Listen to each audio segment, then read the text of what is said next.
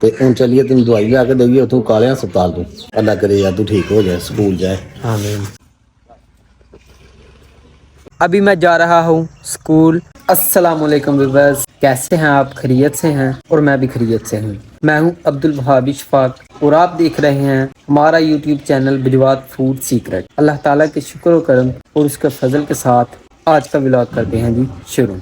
2 दिन से मैं जो है ना स्कूल नहीं गया क्योंकि मुझे बहुत तेज़ बुखार हो गया था, तो इसलिए आज दूसरा दिन है। तो मैंने पापा को कहा था कि मुझे मेडिसिन वगैरह लेकर देनी है, तो देखते हैं पापा क्या कर रहे हैं और उन्हें कहते हैं चलें हॉस्पिटल और वहाँ से मुझे कुछ मेडिसिन दिला दें। पापा जी इधर लगे हैं जी गंदम को साफ़ करने के लिए, तो पापा से मिलते हैं। ये गंदम है सारी पड़ी हुई। पापा जी क्या कर रहे हैं आप? यार अब्दुल वहाब मैं ना साफ कर रहा गंदम ਨੂੰ। ਇਹ ਦੇਖਣਾ ਕਿ ਇਹਦੇ ਵਿੱਚ ਮਿੱਟੀ ਹੈ। ਇਹ ਪਾਣੀ ਦੇਖਣਾ ਕਿੰਨਾ ਗੰਦਾ ਹੋ ਗਿਆ जी जी।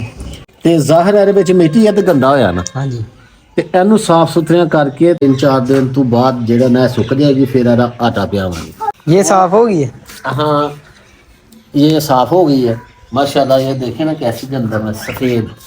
ये देखें इसमें और इसमें फ़र्क है। ये सूखी हुई है, ये धोई हुई है, तो ये साफ़ सुथरी नज़र आ रही है। देखिए कैसी सफ़ेद नज़र आ रही है गंदम। तो इसके बाद भी आपकी दवाई लेने चलते हैं। ठीक है।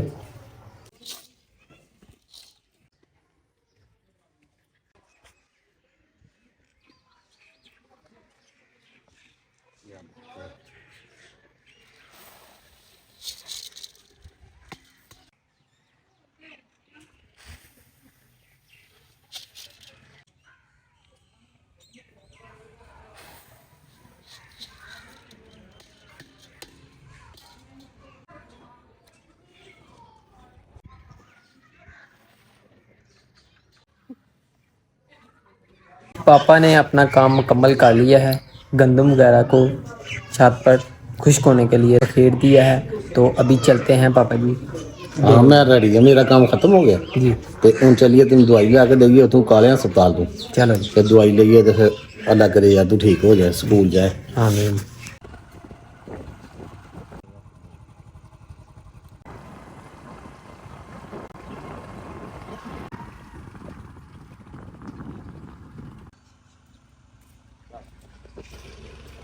सरकारी अस्पताल RHC काहलिया से हमें ये 2 अद्वियात मेडिसिन वगैरह मिली हैं, जो एक सुबह एक शाम को खानी है। नहीं किसके लिए लाई है आपने? मैंने बुखार के लिए और ज़ुकाम के लिए। अच्छा बुखार और जुकाम के लिए। हाँ तो मैंने ये जो दवाई ली है ना, जी, ये है मक्सल। मॉक्सिल। ठीक है, ये होगी फिर ज़ुबान के लिए। मेरी ज़ुबान के लिए। मेरी ज़ुबान पकी हुई है ना, क्योंकि मैं पकोड़े समोसे जब ज़्यादा खा लेता हूँ ना तो मेरी ज़ुबान पक जाती है। जी जी। तो मक्सल है, अपेक्स है, ये देखें ये दवाई है। तो आपसे तो ज़्यादा मुझे दे दी है उन्होंने। पापा जी चलें फिर, क्या कर रहे हैं आप? यार ये देखे ना अब्दुल वहाब, ये स्ट्रॉबेरी लाई है इन्होंने, तो यह सारा छापर इन्होंने पाया। हाँ जी हाँ क्यों जी। मैं देखना पाया कि माशाल्लाह पिछली बार तो इन्होंने वो जगह सी ना जेड़ी जी जी। सामने वाली, हाँ जी। उत्थे लाई सी। इस दफा इन्होंने जगह चेंज करके ना हाँ जी। ते इत्थे ला दी है।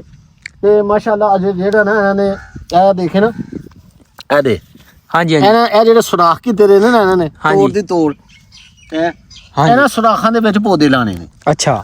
ਤੇ ਮੈਂ ਪਿਛਲੀ ਦਫਾ ਨਾ ਉਹਨਾਂ ਨੂੰ ਪੁੱਛਿਆ ਸੀ ਕਿ ਇੱਕ ਪੌਦਾ ਕਿੰਨੇ ਦਾ, ਉਹਨੇ ਕਿਹਾ ਜੀ ਇੱਕ ਪੌਦਾ 2.5 ਰੁਪਏ ਦਾ।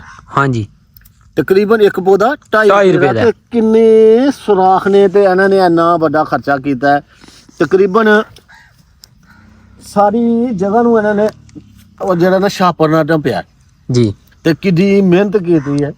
ਤੇ ਮਾਸ਼ਾਅੱਲਾ ਜ਼ਾਹਿਰ ਹੈ ਇਹਨਾਂ ਨੂੰ ਕੋਈ ਆਮਦਨੀ ਵੀ ਜ਼ਾਹਿਰ ਹੈ ਨਜ਼ਰ ਆਉਂਦੀ ਹੈ, ਤੇ ਤਾਂ ਹੀ ਇੰਨਾ ਖਰਚਾ ਕੀਤਾ। सही गल है, सही बात। ਤੇ ਇਹੋ ਕੁਛ ਹੀ ਯਾਰ ਮੈਂ ਦੇਖਦਾ ਪਿਆ। ਚਲੀਏ ਘਰ ਕੋਈ ਚਲੋ ਹੋਰ ਫਿਰ। ਕਾਜ ਦੇਖੀ। चलो।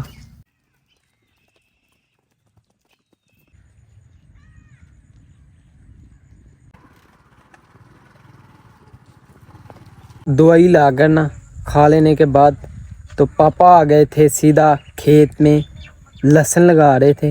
तो देखते हैं उधर जाकर ना पापा ने कितना लहसुन लगा दिया है तो कितना रह गया है। उम्मीद है कि पापा ने लगा दिया होगा। ये जी इधर पापा लगे हुए हैं ये लहसुन वगैरह जो है ना लगा है जी पापा जी। लहसुन लगा रहे हैं आप? आहो यार अब्दुल वहाब, पुत्र साल तो पूरा खाना ਹੁੰਦਾ ਹੈ ਥੋਮ। ਹਾਂਜੀ ਹਾਂਜੀ ਤੇ ਪੁੱਤਰ ਫਿਰ ਉਹ ਜ਼ਾਹਰ ਹੈ ਕਿ ਲਾਵਾਂਗੇ ਤੇ ਖਾਵਾਂਗੇ ਨਾ। ਜੀ ਜੀ ਤੇ ਇਹ 4 ਕਿਆਰੀਆਂ ਲਾਈਆਂ ਨੇ, 1 2 3 ਤੇ ਇਹ 4 ਜੀ 4 ਕਿਆਰੀਆਂ ਮਾਸ਼ਾਅੱਲਾ ਅਸੀਂ ਲਾ ਦਿੱਤੀਆਂ ਨੇ। ਸਹੀ। ਤੇ ਕੁਝ ਬੇਲੇ ਵੀ ਲਾਏ ਦਾ ਆਪਣੀ ਡੇਰੇ ਦੇ ਕੋਲ ਅਗਾ ਕਰਕੇ ਕਮਾਨ ਦੇ ਨਾਲ। ਹਾਂਜੀ ਤੇ ਬੜਾ ਸਾਡੇ ਲਈ ਇੰਨਾ ਹੀ ਹੋਣਾ ਸਾਡੇ ਜੋਗਾ ਬੜਾ। ਜੀ ਜੀ ਪੂਰਾ ਸਾਲ ਖਾਣਾ। ਇਹ ਮਾਸ਼ਾਅੱਲਾ ਦੇਖ ਲੈ ਦਿਖਾ ਤੂੰ ਵੀ ਇਹਨਾਂ ਨੂੰ ਵੀ ਕਿਸ ਤਰ੍ਹਾਂ ਲਾਣੇ ਅਸੀਂ। ਇਹ ਸੋਟੀ ਹੈ ਇੱਕ, ਹਾਂਜੀ ਸੋਟੀ ਨੂੰ ਥੋੜਾ ਜਿਹਾ ਜਿਹੜਾ ਨਾ ਨੋਕਦਾਰ ਬਣਾਇਆ ਦਾ ਤੇ ਇਹਨੂੰ ਇਸ ਤਰ੍ਹਾਂ ਕਰਕੇ ਨਾ ਇਹ ਪਹਿਲਾਂ ਜ਼ਮੀਨ ਨੂੰ ਨਾ ਗੁੱਡਿਆ ਸੀ ਟਰੈਕਟਰ ਦੀ ਮਦਦ ਨਾਲ, ਜਿਹੜਾ ਨਾ ਇਹਨੂੰ ਬਣਾਇਆ ਗੁੱਡਿਆ, ਫਿਰ ਇਹਦੀਆਂ ਕਿਆਰੀਆਂ ਪਾਈਆਂ ਨੇ। ਹੁਣ ਇਹ ਬੀਨ ਜਿਹੜਾ ਨਾ ਇਹਦੇ ਵਿੱਚ ਬੀਜਣ ਦਾ ਆ ਗਿਆ ਵਕਤ। ਤੇ ਇਹ ਅਸੀਂ ਜਿਹੜਾ ਨਾ ਇਹ ਥੋਮ ਹੈ, ਇਹ ਮਾਸ਼ਾਅੱਲਾ ਇਹ ਥੋਮ,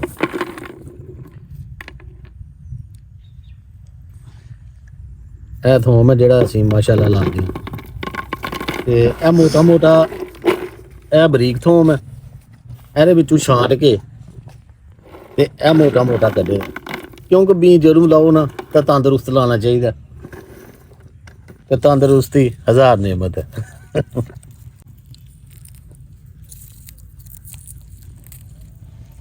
ਤਕਰੀਬਨ ਇੱਕ ਚੱਪੇ ਤੇ ਜਿਹੜਾ ਨਾ ਇਹਨੂੰ ਰੱਖ ਕੇ ਤੇ ਲਾਉਣਾ ਚਾਹੀਦਾ। ਸਾਡੇ ਤੇ ਇੱਧਰ ਇੰਝ ਹੀ ਲਾਉਂਦੇ ਨੇ ਦੇਸੀ ਥੋਮ, ਤੇ ਤੁਹਾਡੇ ਇਲਾਕਿਆਂ ਦੇ ਵਿੱਚ ਪਤਾ ਨਹੀਂ ਕਿ ਤੁਸੀਂ ਕਿਸ ਤਰ੍ਹਾਂ ਲਾਉਂਦੇ ਹੋ। ਅਸੀਂ ਤੇ ਇੰਝ ਲਾਉਂਦੇ ਜੀ, ਇੱਕ ਚੱਪੇ ਤੇ ਰੱਖ ਕੇ ਨਾ। ਤੇ ਚੱਪਾ ਕੋਈ ਮੇਨ ਕੇ ਨਹੀਂ, ਇਹ ਸਿਰਫ ਤਜਰਬਾ ਹੀ ਹੁੰਦਾ ਹੈ ਕਿ ਭਾਈ ਇੰਨੇ ਤਜਰਬੇ ਤੇ, ਕਿਉਂਕਿ ਲਾਈਏ ਤਾਂ ਫਿਰ ਤਜਰਬਾ ਹੋ ਜਾਂਦਾ ਬੰਦੇ ਨੂੰ।